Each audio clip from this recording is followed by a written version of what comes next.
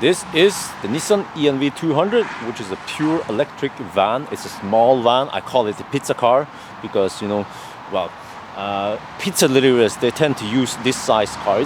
It's a small van compared to some like bigger one, like the Transporter and big Volkswagen, but still it is pure electric. And I just finished a trip, a 1,000 kilometer trip from Oslo to Trondheim and back again.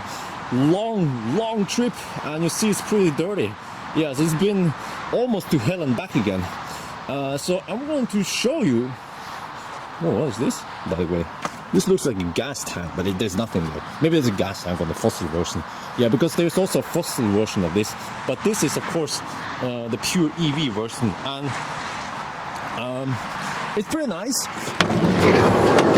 You see, you can have doors on each side, and we already tested with the banana test that it can haul a lot of cargo. So let's see, you can open like this. So again, it's not like too large van, but I guess it works for plumbers and carpenters and electricians and pretty much people with butt crack, just like Jørgen, you know. Yeah. So the extra door is an option, but it was such a pleasant experience to use this car for hauling stuff. Yeah. So you know, it doesn't. I mean, it's very cheap. That's the thing. So you see, there's like no insulation between the metal here and the cabin in the front here. So when it's cold, you kind of get this cold chill here. So that's it. And also, the interior is I would say pretty basic. Like you have hard plastic.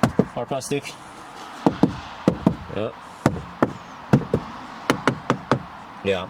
Speakers down here. I wonder if there's a tweeter. No, it's not. So you see, that's the thing. Sound is pretty nice and deep, but you only have speakers down there. No tweeters up here. So, but it's okay. It doesn't have the Bose system like the Nissan Leaf, and this one has the 24 kilowatt hour battery pack, which is like they use the drive kind of like they use the platform from Leaf, but only to 24 pack. There will be a 40 kilowatt hour coming out next year, so that's gonna be freaking nice. But you know, I wanted to show you guys this car because in a way it is somewhat different from Leaf and some of the other cars, because let me see. One thing is when you fire this up. Okay, wow, it shows that a bunch of doors are open. Yeah, that's fine. Look here. Okay. If I go here, settings, battery cooler. Oh, wow. Let me adjust this for you so you see better. There. All right. This one has a battery cooler. And during the trip, I did a massive trip to Trondheim and back again, just, you know, hammering it. And you see that here, this one, at least for the weather I drove past, was never past like the 75% mark. It was always below there. And during lots of DC fast charging sessions, I heard the fan in the front spin, so it kept the battery at like good temperature. So that's really nice. And also you have cup holder here. You have a small pocket here. I wish it was bigger. Wow, bugs me. You have really what? Shut up. You have nice like center area here, lots of space. Also have some space. It's kind of hard to show you. There. Here we also have some pockets, and this one also has a freaking deep spacing. Oh, there it is! Oh, I found it. Lots of space for stuff here. We have more cup holders there. There's some space behind the seat. The seats are not the best, but I survived. It's just manual. Yeah. And I don't know if this even comes with a leather option or not, but at least you can recline and you can slide it back and forth. That's it. It's very basic. So you know you don't get the same luxury as you get in the Tecna Leaf or something, you know.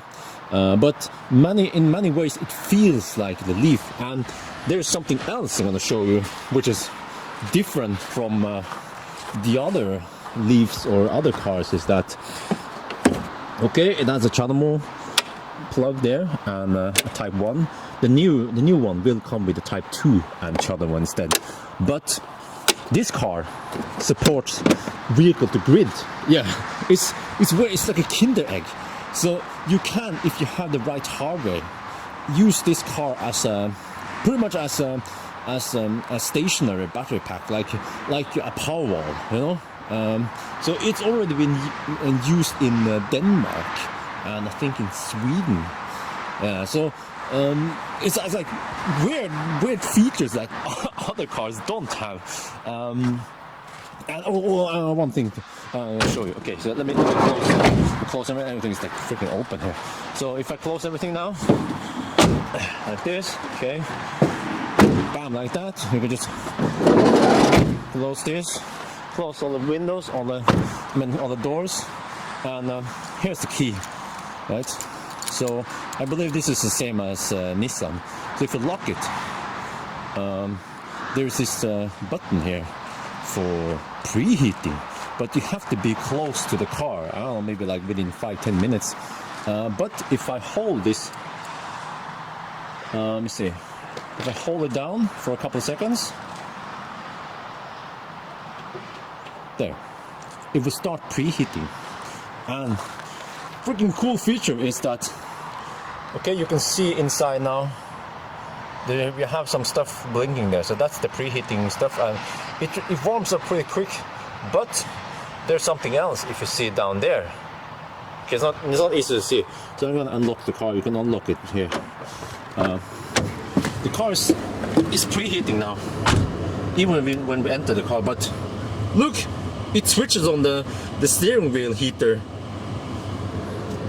Oh yeah, and also this one is a soft button, so you know when you switch it off, next time you preheat, it will switch it on. But this one is a hard button, which is for a seat heater. So if you leave the seat heater or whatever position, it will also switch on that thing. This is a feature that Tesla owners have been wanting for years, and the e-NV200 has it. Yeah. As for range and you know, stuff like that, this one has not the best range. I usually drive around 60 to 80 kilometers before I charge. So that's what you can expect in winter. Yeah, in winter. In summer, probably around 100. But you have to expect kind of short range when you do like lots of start and stop. Let's say if you're a plumber, you know, you go to one customer, stay there, and then the car kind of cools down, and then you go to the next customer. But I guess even plumbers need to take a break, right? So when you take a break, you can, you know, top up somewhere, or if you plan ahead, especially in Oslo, we have so many freaking fast chargers everywhere. You can always, like, between some clients or whatever, you can always stop at top up only like 10 minutes, you know, at the fast charger while you are contacting your customers, or maybe just taking a quick break. Or if you smoke, you can go outside and smoke. Don't smoke inside here, you know. So in that way, it makes sense even with this small battery pack, because I don't know how far plumbers drive in a day. They probably don't drive that far, you know. Their job is to fix stuff, not drive around. Yeah, and of course with the new pack, you get, I expect, well, rough calculations, I expect you get 80% more range. So that will make it way more useful. Yeah. Oh, let me switch off that for now. It's kind of noisy. Wait, how do I switch it off? Hold on. I don't know. Let's do this. Yeah. So yeah. I was actually quite impressed with this car. Of course, you cannot compare this car with a Tesla. You know, it costs 1/4 of a Tesla. Yeah, but it's a worker's car. It does its job, and I guess you can grab a second hand, or or maybe a new one. And I mean, based on your business, you might save a lot of money, especially in Norway, because we have so many incentives. And this one also comes with the so-called Evalia, which is not a van, but you have seats in the back. It's a full 7-seater with proper like cargo space too.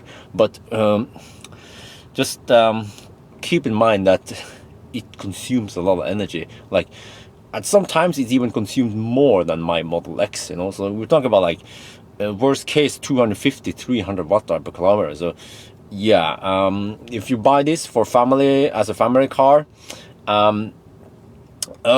like for local runs, okay. For long trip, you better have really like patient family, because there's going to be a lot of waiting for charging. But fortunately, it supports 50 kilowatt DC fast charging. But yes, of course, if you just do it for like local runs to the football game, whatever, you know, do like stuff like that, then it would be fine. You have lots of space. Yeah. So why did I make this review? Why did I make this test? Well, because then I have a reference point when I test the new version, and I can compare the new with the old one and see what they improved. But so far, it's pretty good. Yeah, this car. Yeah. So that's it for now then. Talk to you guys later.